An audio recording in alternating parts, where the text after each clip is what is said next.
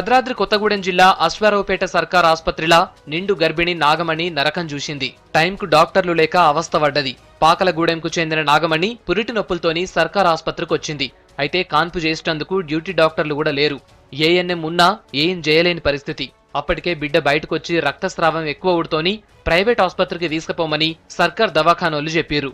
Ambulance లా private ఆసుపత్రికి పోతే normal డెలివరీతోనే పండంటి బిడ్డకు జన్మనిచ్చింది నాగమణి. ప్రెగ్నెన్సీ పేషెంట్ ఒకప్పుడు బయటికి వెళ్లాల్సి వచ్చేది. 24,65,000తో ఆపరేషన్ థియేటర్ మరియు మిషనరీని ఏర్పాటు చేయడం జరిగింది. అలాగే స్పెషలిస్ట్ డాక్టర్లను కూడా నియమించడం జరిగింది.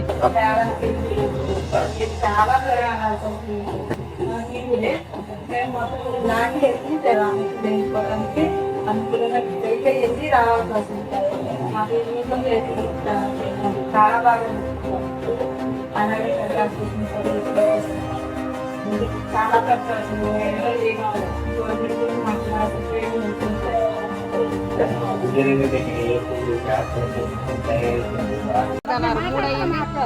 అది పోయింది ఇది పోయింది మరి ఎందుకు చేస్తున్నారు నీళ్ళు పోసి తీసుకొచ్చేయండి సాయంత్రానికి 9 పురుడు అయిపోతే పురుడు చేసేస్తానన్నారు.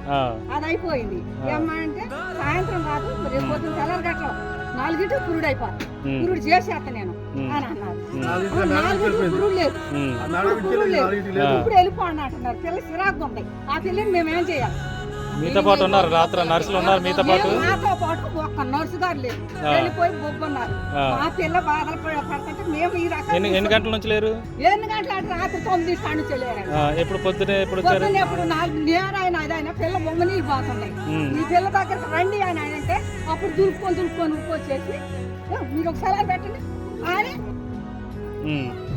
మేము బయటకు వచ్చి తల కొట్టుకొని తల పీక్కొని ఏం చేయాలా అని అప్పుడు తెలిసింది.